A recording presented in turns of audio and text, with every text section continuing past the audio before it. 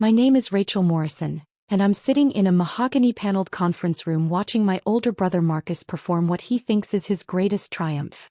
He's got our mother on one side, our Aunt Patricia on the other, and 12 other family members arranged around the table like he's holding court. He's wearing a custom suit that cost more than most people's monthly salary, and his wife Vanessa keeps touching his arm like he's already royalty. I'm in the corner chair, the one near the door, where I've always been placed at family gatherings. If you've ever been the family scapegoat while watching the golden child take credit for everything, hit that like button and subscribe right now. You're not going to want to miss what happened next. 4 years ago, when Grandpa Thomas was diagnosed with stage 3 lung cancer, everything changed in our family. Not because we rallied together. That would have required us to actually function like a healthy family. No, everything changed because suddenly there was an estate worth fighting over. 10 rental properties scattered across 3 counties. Commercial buildings with long-term corporate leases. A portfolio that generated $45,000 in monthly rental income, clockwork regular, for the past 32 years. Marcus saw dollar signs. I saw Grandpa slowly dying and pretending everything was fine. Our family had always worked a certain way. Marcus was the responsible one, the successful one, the one Mom bragged about at church. He had the finance degree from state, the corporate job, the beautiful wife, the right opinions about everything. I was the artsy one. The impractical one.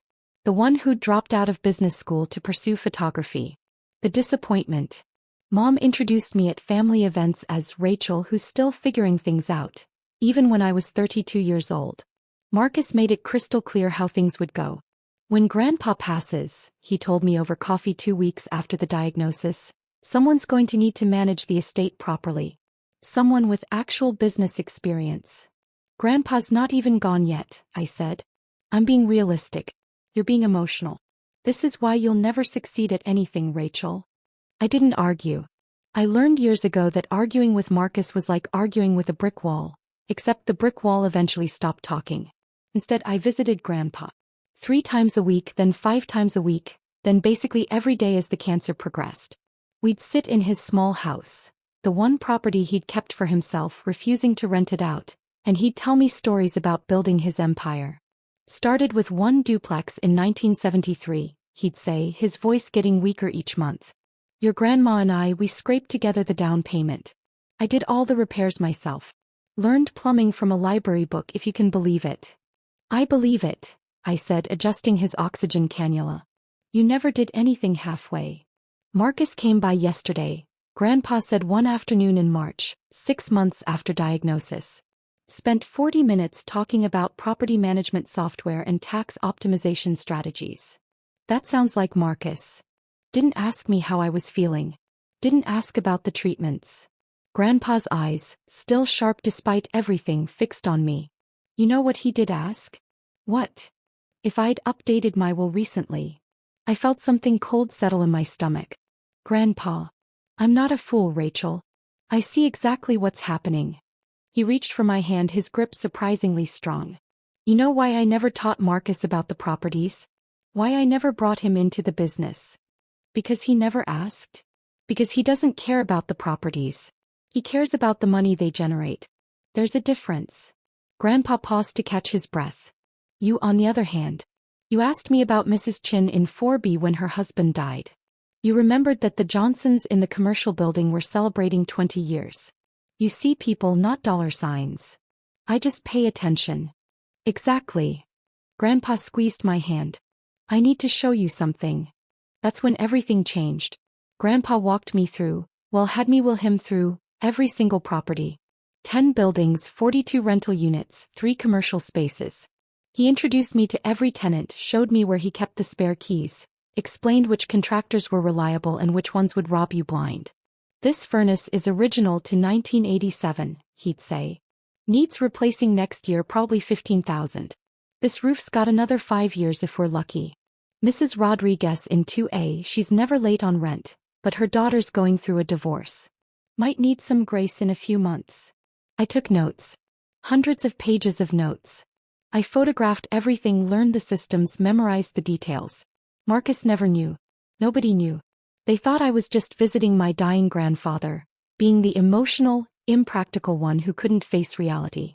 Rachel, Grandpa said one night for months before he died. I'm going to do something and I need you to trust me.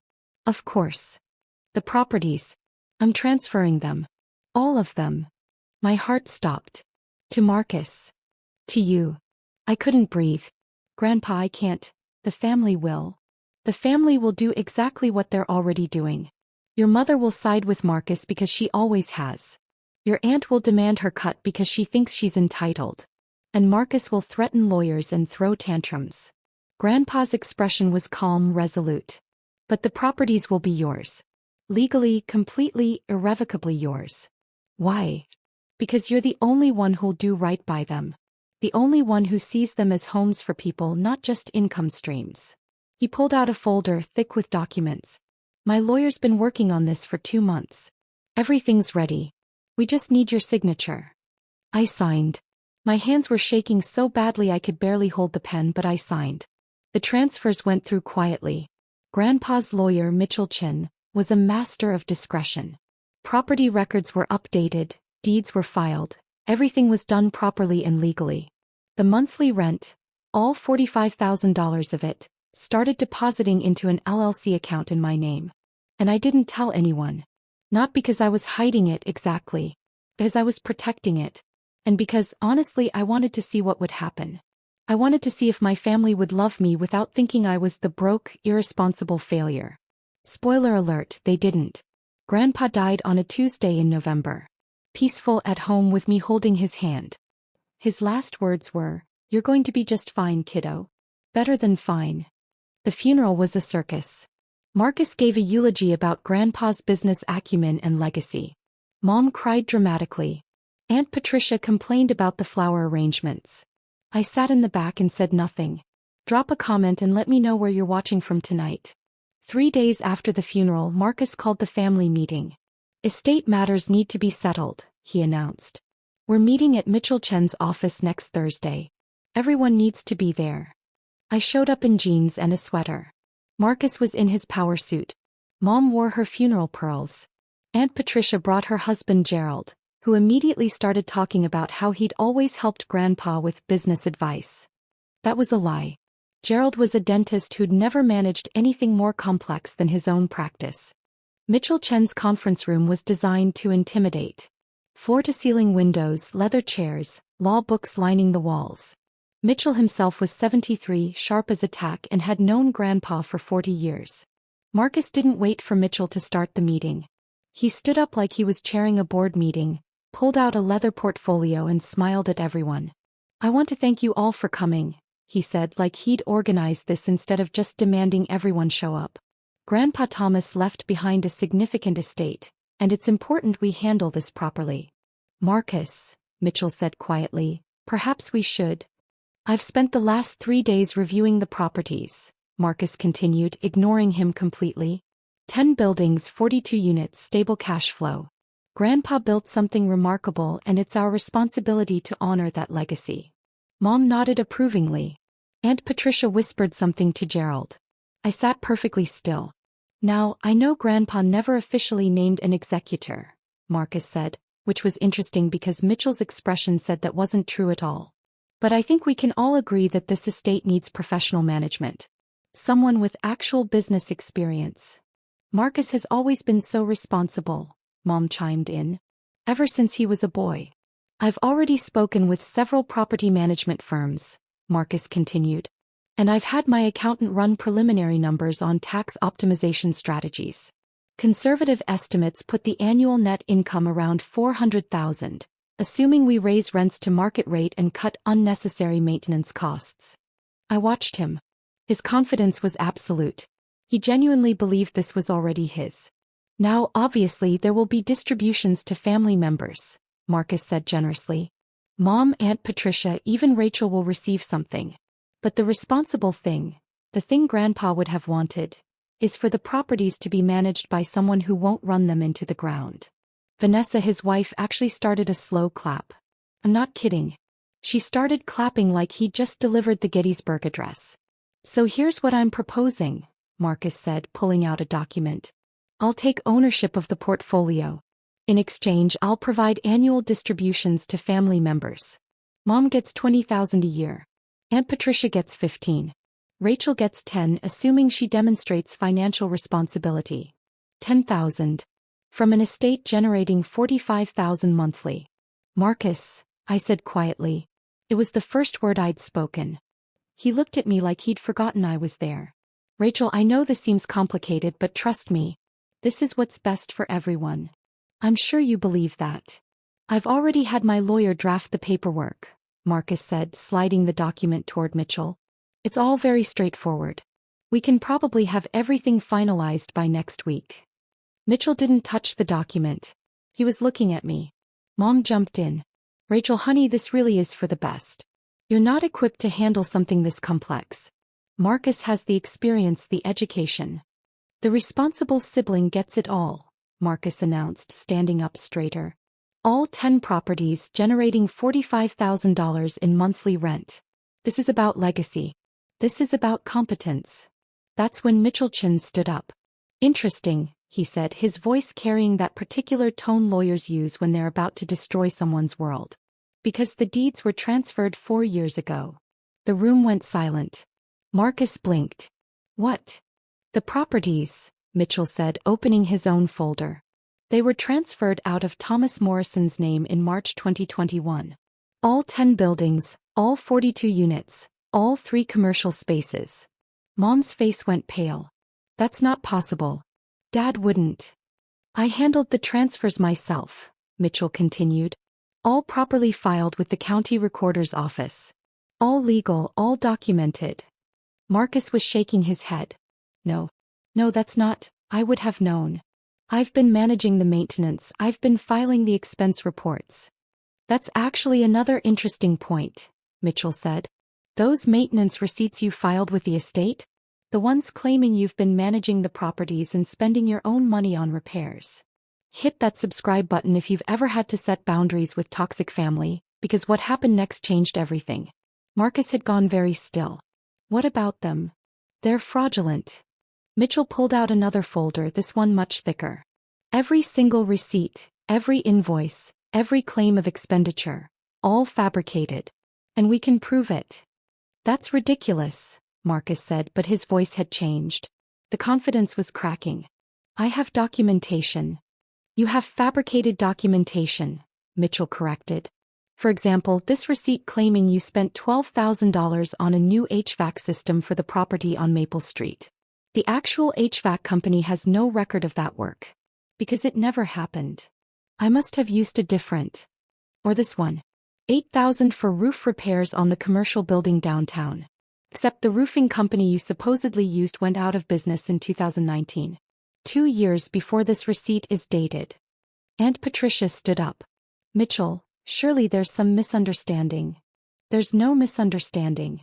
Over the past 4 years, Marcus has filed approximately $173,000 in fraudulent maintenance claims against the estate.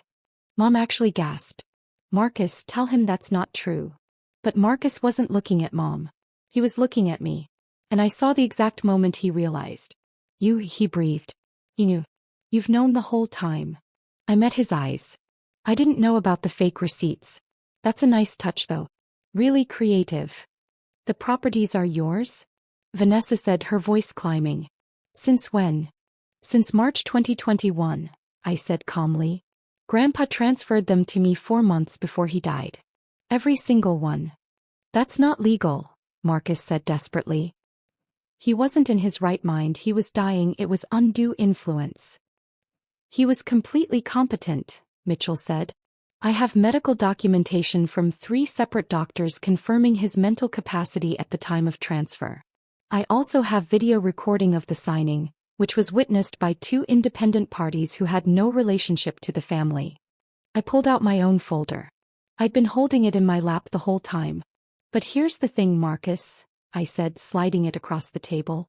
While you were filing fake maintenance receipts, I was actually maintaining the properties. With my own money. Money from the rental income that's been legally mine for 4 years. The folder hit the table with a satisfying thud. Marcus opened it with shaking hands. That's every repair, every upgrade, every legitimate expense, I said. The furnace at the Maple Street property, that's page 12. I replaced it last year for $16,000. The commercial building roof? Page 37. $22,000 completed 6 months ago. Mrs. Rodriguez's broken water heater? Page 53. Emergency repair 24-hour turnaround, because she has 3 kids and it was January. Marcus was flipping through the pages, his face getting redder with each one. All documented. All legitimate. All paid for from the rental income that you thought should be yours. I leaned back in my chair. You want to talk about responsible management, Marcus? I've been responsible. You've been filing fake receipts and planning to evict tenants to raise rents. You had no right, Mom said, her voice shaking. Rachel, your grandfather wouldn't have wanted this. Family doesn't. Family doesn't what, Mom? I turned to her. Family doesn't lie? Family doesn't fabricate documents? Family doesn't try to steal from each other. You manipulated a dying man, Aunt Patricia accused. I visited a dying man, I corrected.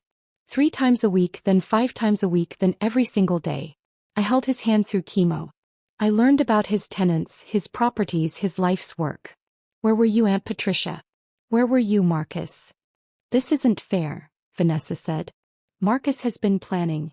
He left his job. He was going to manage these properties full-time. He left his job. I looked at Marcus. When? His jaw clenched. 2 weeks ago. I gave notice after the funeral. So you quit your 6-figure job to manage properties you didn't own and hadn't bothered to verify were actually part of Grandpa's estate? I shook my head. That's not business acumen, Marcus. That's stupidity. You smug little, Marcus started. Mitchell cleared his throat. There's more. Marcus's head snapped toward him. More. The fraudulent receipts constitute attempted theft by deception. Given the amounts involved, over $170,000, we're talking felony charges. Mitchell's expression was professionally neutral, but I could see the satisfaction underneath. He'd loved Grandpa. I'm obligated to report this to the authorities. You can't be serious, Mom said. Mitchell, we've known each other for years. Which is exactly why I take this so seriously, Linda. Thomas was my friend. What Marcus attempted to do here isn't just unethical. It's criminal. Marcus stood up so fast his chair fell over. I'm not going to sit here and be accused of crimes by my own sister. Then leave, I said simply. You're not needed here anyway. You never were.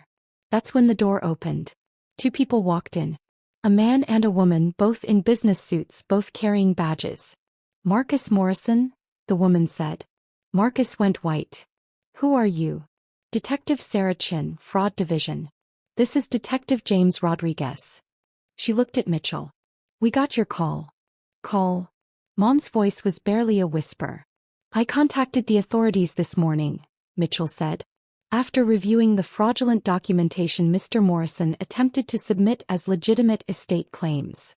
Detective Chin approached Marcus. Mr. Morrison, we need you to come with us. We have some questions about financial documents you've filed over the past 4 years. This is insane, Vanessa said, grabbing Marcus's arm. You can't just arrest him.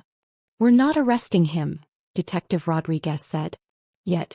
But we do need to talk about approximately $173,000 in fraudulent claims. Marcus looked at me.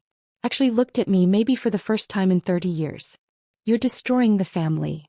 No, I said quietly. I'm just declining to be destroyed by it. He tried to say something else, but Detective Chin was already guiding him toward the door. Vanessa followed, her heels clicking frantically on the marble floor. The door closed. The silence that followed was deafening. Mom was crying. Real tears this time, not the performative ones from the funeral. How could you do this, Rachel? To your own brother. How could I? I stared at her. Mom, he tried to steal properties that Grandpa legally gave to me. He fabricated nearly $200,000 in fake expenses. He was planning to raise rents on families who've lived in those buildings for decades. And you're asking how I could do this? He's your brother, she whispered. And yet he never treated me like his sister. I stood up. I'm done begging for a place at this table. I'm done being the family disappointment while watching Marcus get praised for basic human functioning. I'm done. Aunt Patricia found her voice. You'll regret this. When you need family. I have family, I interrupted. I have Mrs. Chin in 4B who sends me homemade dumplings every Chinese New Year. I have the Johnsons who invited me to their daughter's wedding.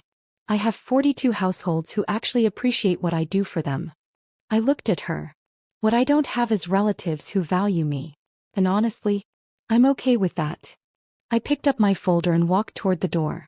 Rachel, Mitchell called. You'll need these. He handed me another folder. Updated documentation for all 10 properties. Everything's in order. The LLC is generating excellent returns, by the way. Your grandfather would be proud. Thank you, Mitchell. One more thing. He lowered his voice. The fake receipts. I noticed them about a year ago. I've been building the case ever since. Your grandfather asked me to watch out for you. This is me keeping that promise. I hugged him. Actually hugged him right there in the conference room while my mother sobbed and my aunt glared. Then I left. The fallout was immediate and spectacular. Marcus was charged with attempted fraud and theft by deception within 48 hours. The local newspaper ran a story. Finance professional charged in elaborate estate fraud scheme. His LinkedIn profile disappeared. His wife's Facebook went private. Mom called me 17 times that first day. I didn't answer. She left voicemails ranging from pleading to angry to desperate. You're tearing this family apart, she said in message number 12. Your grandfather would be ashamed. I finally called her back on day 3. Grandpa knew exactly what he was doing, I said. He knew Marcus would try exactly this. That's why he transferred everything 4 years early. That's why he had everything documented. He was protecting his legacy from people who saw it as a cash grab. You poisoned him against his own family, she accused. No, Mom. I visited him while he was dying. There's a difference. I took a breath. You're welcome to be part of my life. But only if you can accept that I'm not the failure you've always treated me as. Otherwise, we're done. She hung up on me. She hasn't called back. Aunt Patricia tried a different approach. She showed up at my apartment with a casserole and an apology that lasted exactly as long as it took her to ask for $20,000. Just to help with Gerald's practice expenses, she said. No, I said. But we're family. Then act like it. Start with not demanding money from the niece you've ignored for 30 years. She left without the casserole. Marcus's case went to court 6 months later. The evidence was overwhelming. Fake receipts, fabricated invoices, forged signatures. His lawyer tried to argue emotional distress, grief-induced poor judgment, financial pressure from unemployment. The judge wasn't impressed. 18 months in minimum security, 5 years probation, full restitution to the estate. The sentence was delivered on a Tuesday. I wasn't there, but Mitchell called me immediately after. Justice, he said simply. Vanessa filed for divorce before Marcus even started his sentence. She'd already moved in with her personal trainer. The irony wasn't lost on anyone. The properties thrived. I replaced 2 more roofs, upgraded 3 kitchens and installed energy-efficient windows in the commercial building. Rent stayed stable. No increases unless absolutely necessary and always with 6 months' notice. Mrs. Rodriguez in 2A sent me a Christmas card. Thank you for understanding when Sarah moved back home, she wrote. Most landlords would have evicted us. You gave us grace. That card is framed in my office. A year after the estate meeting, I got a call from an unknown number. Rachel Morrison? A professional voice, female, confident. Speaking. My name is Jennifer Wu. I run a property management firm downtown. I've been hearing about how you've been managing the Morrison properties and I'm impressed. Thank you. I'm expanding my business. I need someone who sees properties as homes, not just assets. Someone who understands tenant relationships matter more than maximum profit extraction. She paused. I'd like to offer you a consulting position. 20 properties to start, $60,000 retainer, profit sharing on renovations you oversee. I took the job. 2 years after that, I bought 3 more properties. Fixed them up, rented them to families who needed a break, managed them the way Grandpa taught me. The business grew. The consulting expanded. Last month, Jennifer offered me a full partnership in her firm. You've changed how we operate, she said. Tenant retention is up 40%. Referrals are through the roof. You were right. Treating people like people instead of income streams actually makes better business sense. If you've ever had to walk away to save yourself, tell me your story in the comments. What would you have done? 3 years after the estate meeting, I was having coffee at the property on Maple Street. I'd converted the ground floor unit into a community room for tenants. When someone knocked on the window, it was Mom. She looked older. Tired. She was carrying a single shopping bag and wearing a coat I recognized from 5 years ago. I unlocked the door. "I don't want money," she said immediately. "Okay. Marcus gets out in 6 months. Parole hearing next week." "I know." She looked around the community room. New paint, comfortable furniture. A bulletin board covered in tenant announcements and kids' artwork. "This is nice. The tenants like it. Mrs. Chin teaches Tai Chi here on Sundays. The Johnson kids do homework here after school." Mom sat down without being invited. "I was wrong. I waited. About Marcus. About you. About everything." Her hands twisted in her lap. "I thought success looked like his finance degree and corporate job. I didn't see that you were building something real. Something that actually helps people." "Why are you here, Mom?" "Because I miss my daughter. Not the daughter I wanted you to be. The daughter you actually are." She looked up. "I know I don't deserve forgiveness. I know I enabled Marcus, dismissed you, treated you like you were less. I can't change that. But I'm asking anyway." I sat down across from her. "What happened to standing by Marcus no matter what?" "I visited him in prison last month. Do you know what he said?" She laughed bitterly. "He blamed me. Said I pressured him, created unrealistic expectations, made him feel like he had to be perfect. Blamed everyone but himself." "Sounds like Marcus." "It does, doesn't it?" Mom wiped her eyes. "I spent 3 years defending him, alienating everyone, insisting you were the problem. And he blamed me the first chance he got. What do you want from me, Mom?" "Nothing. Everything. A chance to know my daughter. To apologize properly, not just with words but with time and effort and actually showing up." She met my eyes. "I know that might not be possible. I know I burned that bridge. But I had to try. I thought about Grandpa. About his lessons on grace and boundaries. About Mrs. Rodriguez and second chances. Tuesday mornings," I said. "Coffee here 9 a.m. We talk. Actually talk, not perform for each other. That's it. That's the start. You show up consistently for 6 months, we'll talk about more. You miss more than 2 without legitimate excuse, we're done. And you never ever ask me to reconcile with Marcus or minimize what he did. Deal." She started crying again. "Thank you, Rachel. Thank you for showing up." She did. Every Tuesday for 6 months, then a year, then 2 years. We rebuilt something. Not what we had, that was broken from the start. Something new. Something honest. Marcus got out of prison and immediately tried to contact me through social media. His message was 3 paragraphs of self-justification ending with a request for $50,000 to get back on his feet. I blocked him and didn't think about it again. Last month, Grandpa's birthday, I visited his grave. Brought his favorite whiskey and poured a little on the ground. "The properties are doing great," I told him. 42 families safe and stable. 3 more buildings added. Community programs in 4 locations. Mrs. Chin says hi. The wind rustled through the trees. Marcus is out. I haven't seen him. Don't plan to.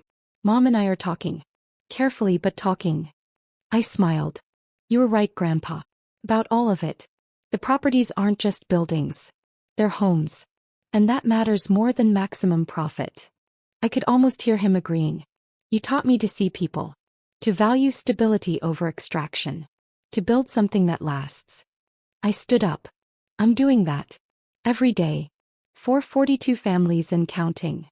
The sun was setting, casting everything in gold. "Thank you," I said. "For trusting me with your legacy. For seeing who I actually was instead of who everyone wanted me to be.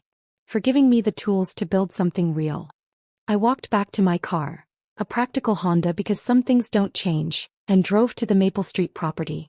Tuesday Tai Chi was just ending and Mrs. Chin waved at me through the window. 42 families. A growing business. A relationship with my mother that was finally honest. A life built on the foundation Grandpa created, expanded with lessons he taught me. Marcus wanted the empire handed to him. I earned it, building by building, family by family, choice by choice. Paper beats promises every single time. And sometimes, the family scapegoat turns out to be the only one who actually understood what family means.